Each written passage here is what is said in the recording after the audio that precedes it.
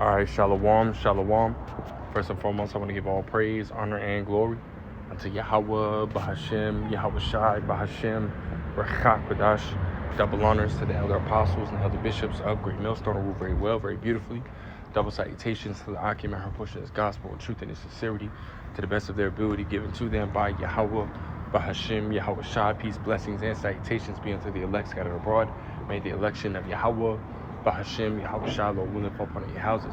It's your brother Corner Watts from the Arizona Great Millstone Camp, come back at you, Lord will, to edify and lesson through the spirit and power of Yahweh, Bahashem, Yahweh Shai. Lord will, it is edifying. Lord will, it is straight to the point, man. And then everything's being revealed, man, right?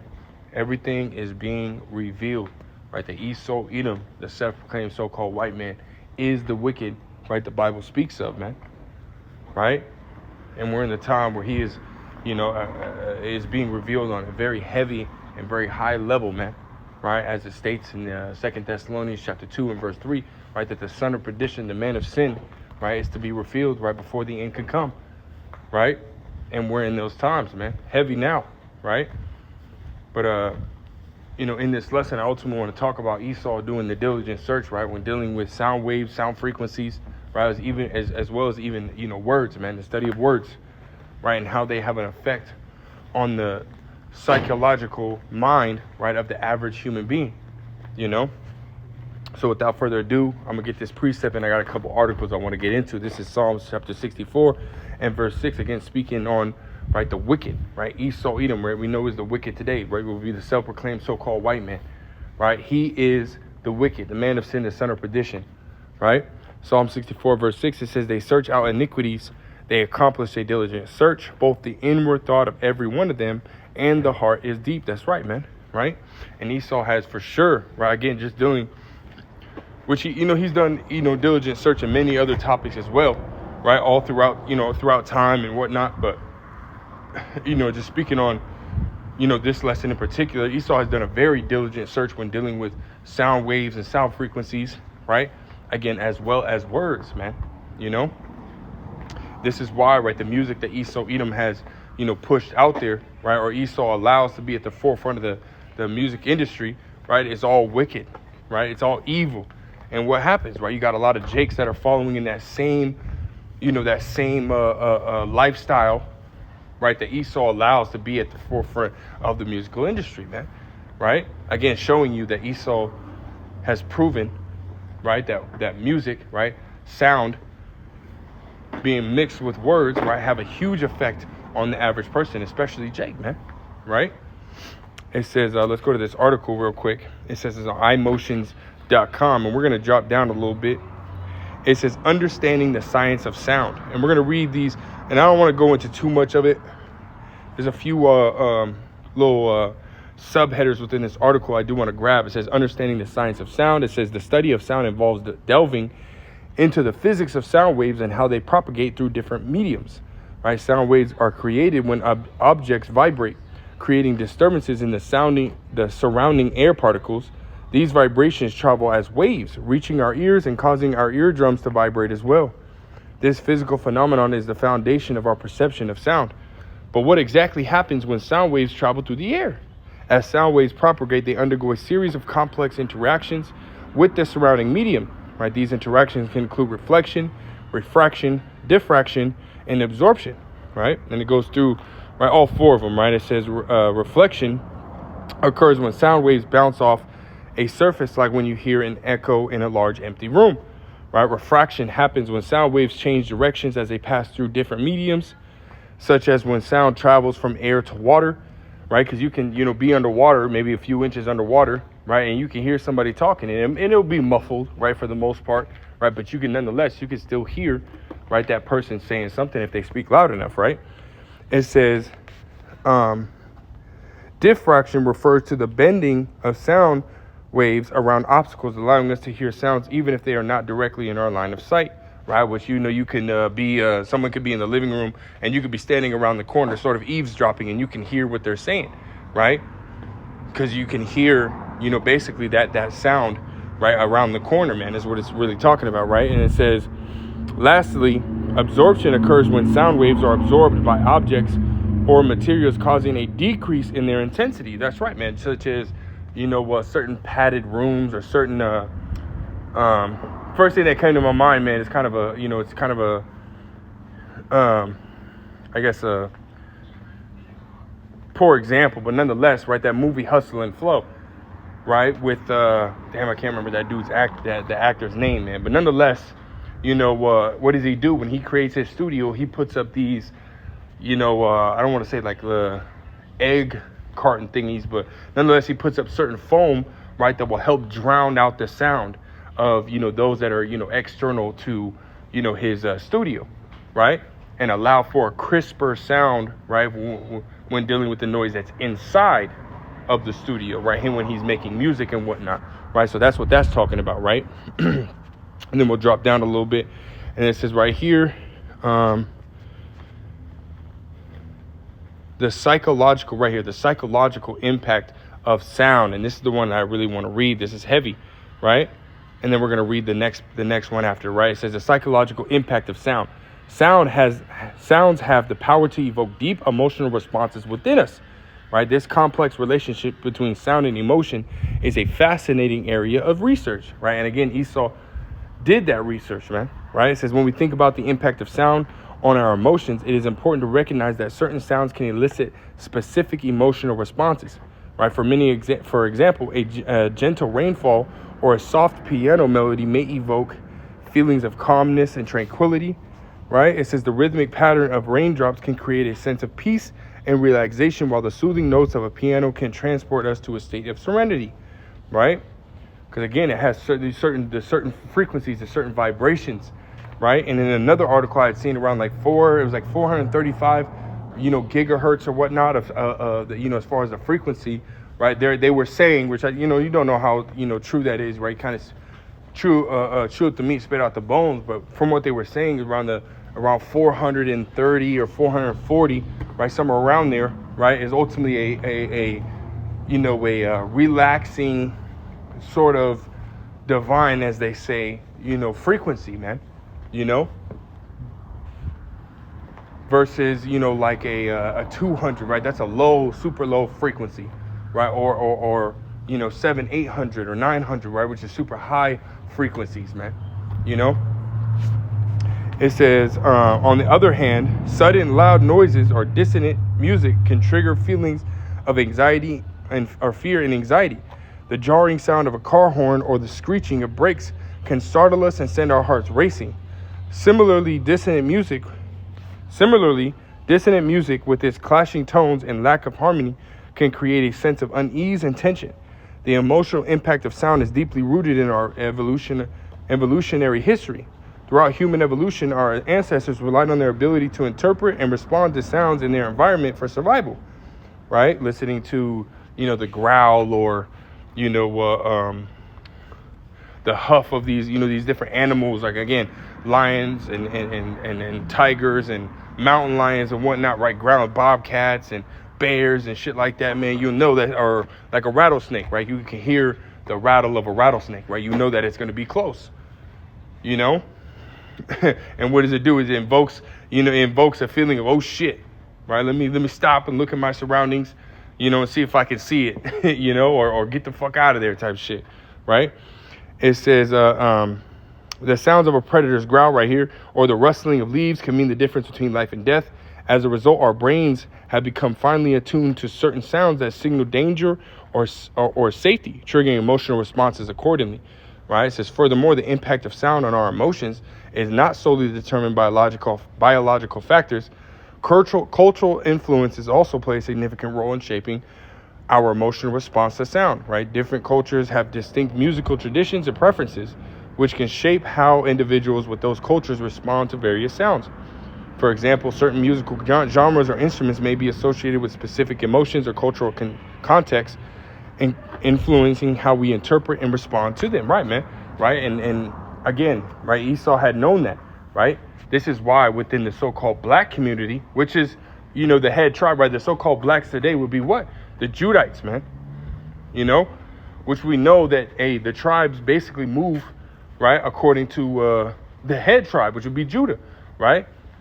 Right, Judah is the is the tribe that all the rest of the tribes ultimately follow, man.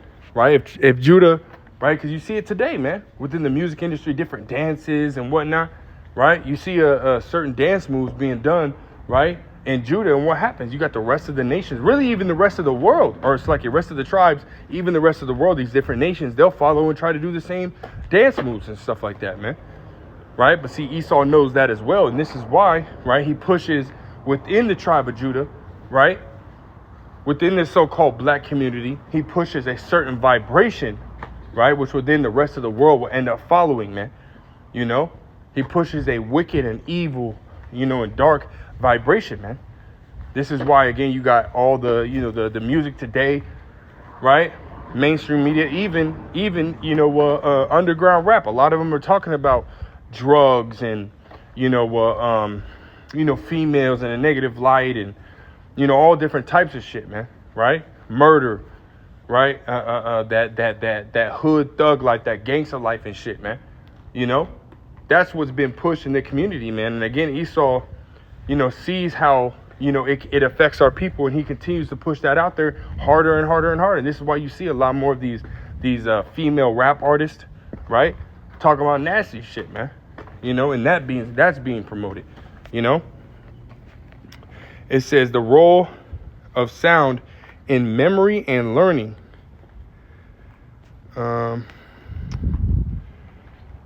We can read this a little bit. It says sound and music have long been associated with the ability to enhance memory and facilitate learning. The connection between sound and memory is evident in our everyday experiences. We often find it easier to remember information when it is presented to us in a melodic or rhythmic manner. Think about how catchy jingles or songs can help us recall product names or phone numbers effortlessly, right? And Esau has studied that, man, right? This is, and we know that Esau Edom is, he goes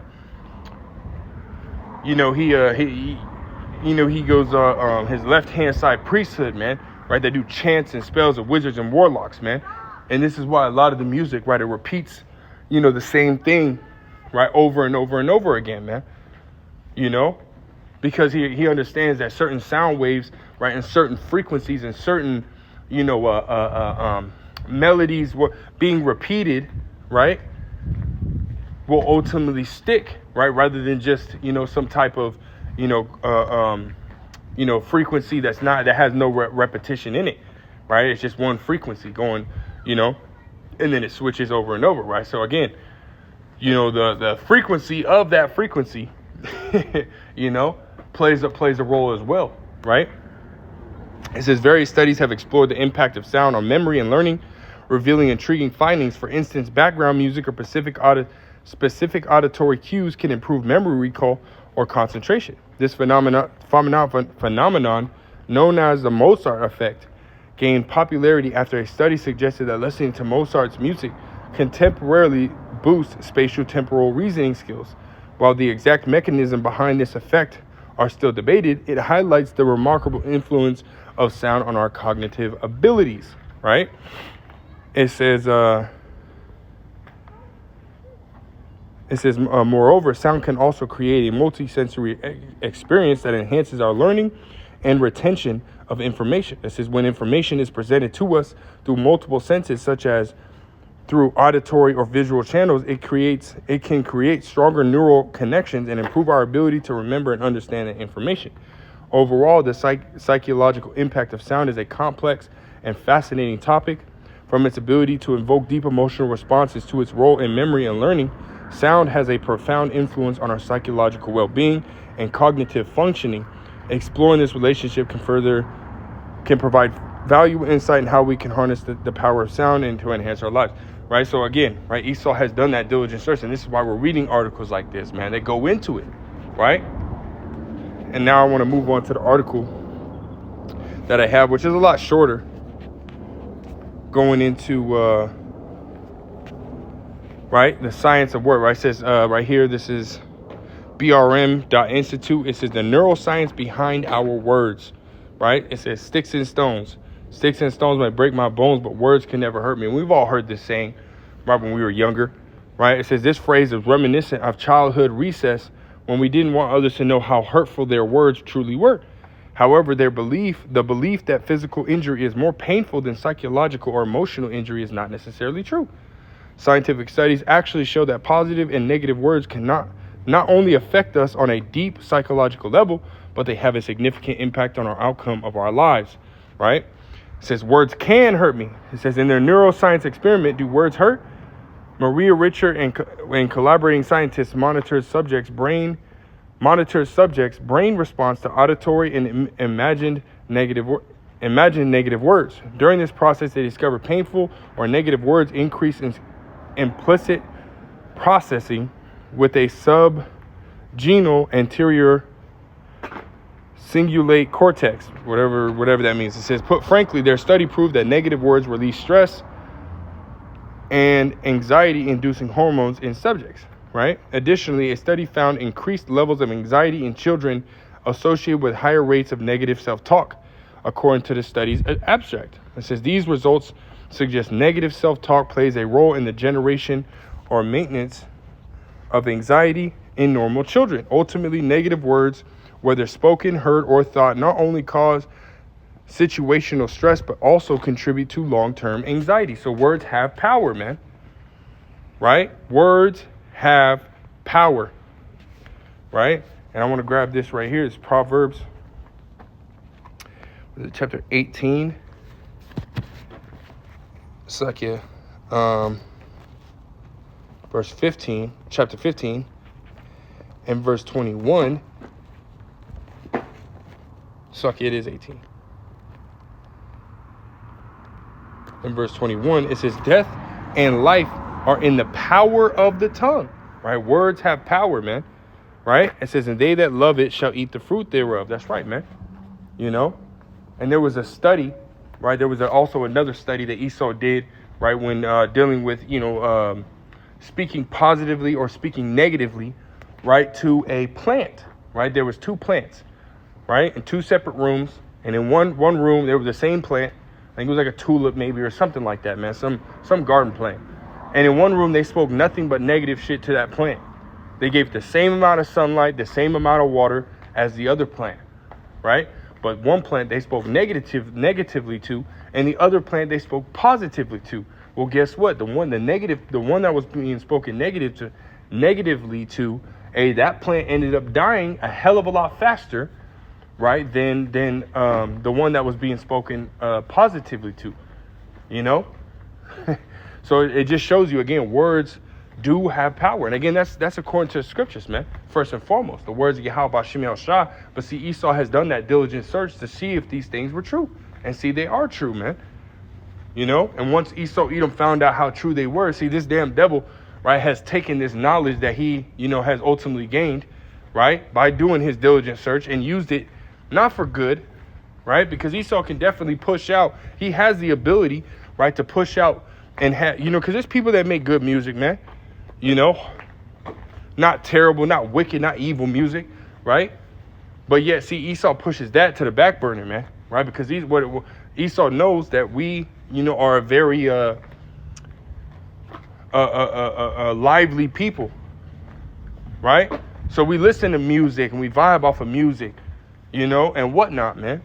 And he knows how much how much it is a part of our culture, right? To have music on. And Jake, man, when you go over to Jake house, man, and hey, Jake always got something playing, man, in the background, man, or something like that, man. Or when Jake gets in the car, they gotta have music on, right? It's a huge part of our culture, that music, Shoot, in the scriptures, we're always singing to the Lord, man, right? Always singing to the Lord. And Lord will, when we get into the kingdom, we're gonna be constantly singing to the Lord, man, right? Because that singing, right? David was a musician, man. King David was a musician. So it just shows you right there, man. Right? David was constantly dancing, constantly singing, right? Playing instruments, So again, it is a part of our culture. It's part of who we are, right? See, Esau knows that.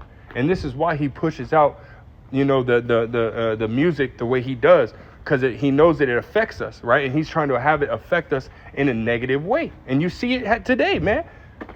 You see it today. You know how it's affecting Jake. Jake always thinking you got kids that ain't never lived no hard ass life, but as soon as they start listening to music about a dude rapping about how he had a hard ass life, now you got these kids acting like they had a hard ass life, man. you know, acting like they were raised selling drugs or this, that, and the third, when they ain't never lived that life, man. But again, just shows you, right? Esau's done that diligent search, not only on the sound waves, right, which evoke certain emotional responses, but even certain words, man, right, that will get the brain working in a certain fashion or in a certain way, right? Let's go back. It says, think happy thoughts. Naturally, the recognition that holding negative thoughts in our mind is enough to induce stress and anxiety hormones begs the question, what effect do positive thoughts have? In their jointly written book, Words Can Change Your Brain, Dr. Andrew Newberg, a neuroscience at Thomas Jefferson University, and Mark Robert Waldman, a communications expert, state, a single word has the power to influence the expression of genes that regulate physical and emotional stress. Furthermore, according to these two experts in their field, exercising positive thoughts can quite literally change one's reality, right? It says,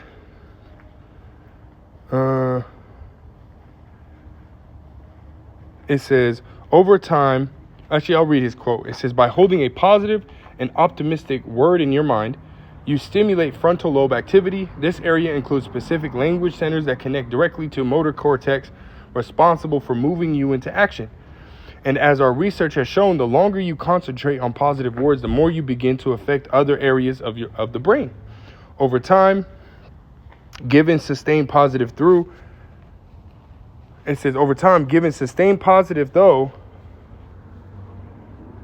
says functions in the parietal lobe start to change. Consequently, this changes our perception of the self and those around us. Essentially, holding a positive view of ourselves helps train our brain to see the good in others. And Esau doesn't want that, man. This is why he's pushed out the negative, right? Pushed out the evil, the wicked, right? And first and foremost, we know, right, that he cannot, that which is crooked cannot be made straight. So Esau's not going to push out no positivity. Esau's not going to push out no high vibrational, music, right? So healing music. He's not going to do that, man. You know why? Because he's done everything that he can, right, to make it to where we don't know who we are anymore, And that's all I wanted to grab on that. And we'll grab this right here in Psalms 83rd chapter. Psalms chapter 83 and verse 2. It says, for lo, thine enemies make a tumult, and they that hate thee have lifted up the head.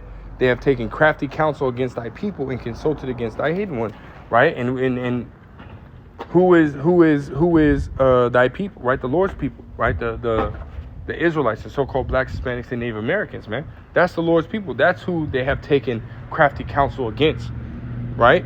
It says, verse 4, it says, they have said, come and let us cut them off from being a nation, that the name of Israel be no more in remembrance, man. And that's exactly what Esau's done, right? He's pushed out this music that keeps calling us, niggas. Oh, that's my nigga right there, That's my bitch. That's my, yada, yada, yada, right?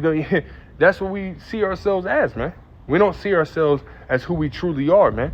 The true chosen nation of the Lord, Yahweh Ba'Hashem Yahushua. We literally only see ourselves as niggas, spicks, wetbacks, right? We only see ourselves lower than who we really are, Esau has pushed that vibration out, man. He's done the diligent search on the different sound waves and words and whatnot, right? And he pushed it out there, to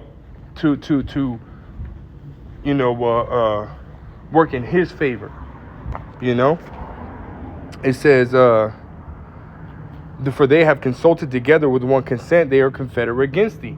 Right, man. It says the tabernacles of Edom and the Ishmaelites of Moab and the Hagarenes, Gebal and Ammon and Amalek, the Philistines with the inhabitants of Tyre, which is really ultimately, naming, right, a few of the nations, right? But just shows you right there, these nations were in on it too, man. But Esau, Edom, right, is the main culprit, right? Esau is the main one that has done the diligent search, man. And ultimately had, gotten these nations, in bed with him,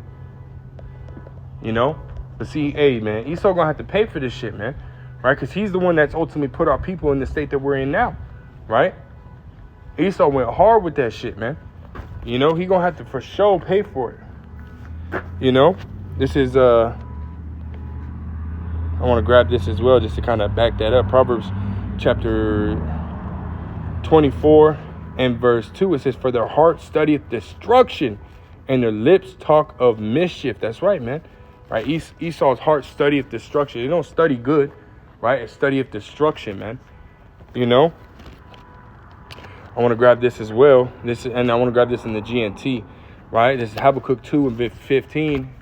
And it's like not GNT, NLT, right? It says, what sorrows await you who make your neighbors drunk? You force your cup on them so you can gloat over their shameful nakedness, man. Right? Esau had ultimately done this, right? So he can sit there and be like, look, these are your people, right? These are the niggers, spics, this and the third. You know, they're drunks, right? You got Gad, right? Gad, and as well as even Judah, right? Really all the nations, man, constantly drinking, right? Especially Gad, man, right? The so-called Native Americans, right? As well as different other things, man. It doesn't just go into the into the alcohol, right? It goes into the different the lifestyle that Esau ultimately pushed on us, man, and forced us into, fucking Christianity, Muslims, or Islam, right? All these different lifestyles and whatnot, right? Esau had pushed on us, man, and then turns around and sits here and accuses us, right, to our power, man. It says, hey, look, this is what they are, this is what they do, right? But see, Yahweh Bashim Yahushua sees what you did, man, and you're gonna get punished for what you did, right? That's why it says sorrow awaits you, right? Verse 16 says, but soon it will be your turn to be disgraced. Come, drink, and be exposed. Drink from the cup of Yahweh Bashim Yahushua's judgment, and all your glory will be turned to shame. That's right, man. And these nations are pouring, shameful glory on America, right, as well as on Israel, man. Really, Esau, Edom as a whole, man. Hey, you got the Hamite nations talking about we got to get the colonizer out of our land, right? Kill the Boer, kill the white farmer. Hey, these nations are done with Esau, man. In America, it says, verse 17, you cut down the forests of Lebanon. Now you will be cut down. You destroyed the wild animals, so now their terror will be yours. You committed murder throughout the countryside and filled the towns with violence, man. Right? You're gonna be recompensed for all those things that you did, man.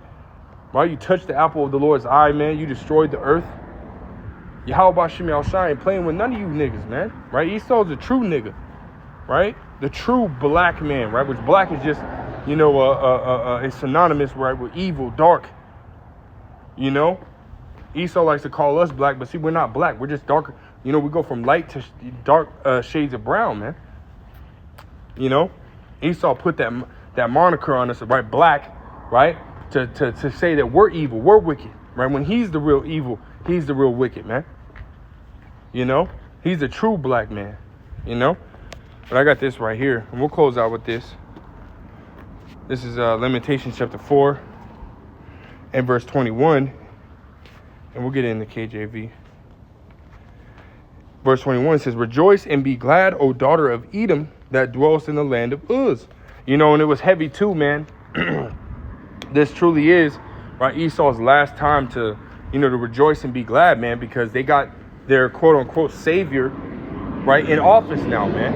And I was watching, the AM radio, right, 550, as well as 960 here in Arizona, which are both conservative, or Republican, you could say, AM radio stations, man. And they were, bro, they were bigging up the fuck out of Trump, man. They were bigging him up, man. As they say in the world, what do they say? Dick riding, Hey, man, they were talking about, oh, Trump said he's going to do it. He's going to do it. And we believe that he's going to do it. He's going to get rid of the Department of Education. He's going to get rid of the, get rid of the IRS and taxes and whatnot. Like, man, they were, come on, man. They truly believe that with him in office, everything's going to change, man. It's going to go right back to the way they want it to be, right? But we understand that that's not so, man, right? He's going to bring about, Lord will it be him, right? We believe it's going to be him, right? And or the current administration, right, are going to bring about, Jacob's trouble, right? And World War III, man, right? As we're seeing now, right? The Biden administration is allowing, right, for Ukraine to use American-made missiles, right, in Russia, and Russia ultimately attacked using the ICBM, on Ukraine.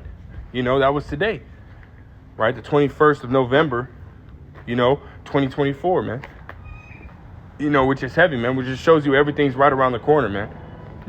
Everything's right around the corner. So again, rejoice, right? Lamentations 4:21. Rejoice and be glad, O daughter of Edom, that dwells in the land of Uz. The cup also shall pass through unto thee, and thou shalt be drunken and shalt make thyself naked. That's right, man.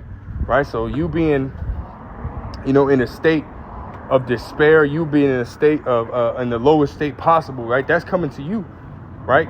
We're in captivity under you, and soon you're going to be under captivity under us, man. This is what you got to pay for, man. This is the judgment that's written, You going to have to pay for everything, man. But that's all I really got, man. I just wanted to touch on that, man. Just quick, going into, Esau doing a diligent search, man, and how, again, he studied hard, man, the sound waves, the sound frequencies, as well as lyrics, man, and how they have, in their psychological, right, effects on, the human behavior and whatnot, man. Just a quick tidbit, man. Lord wills edifying, Lord wills straight to the point. I want to give all praise, honor, glory to Yahweh, by Hashem, Yahweh Shai, by Hashem, Rakakwadash. Double honor to the elder apostles, the elder bishops, great millstone. Till next time, I say shalom.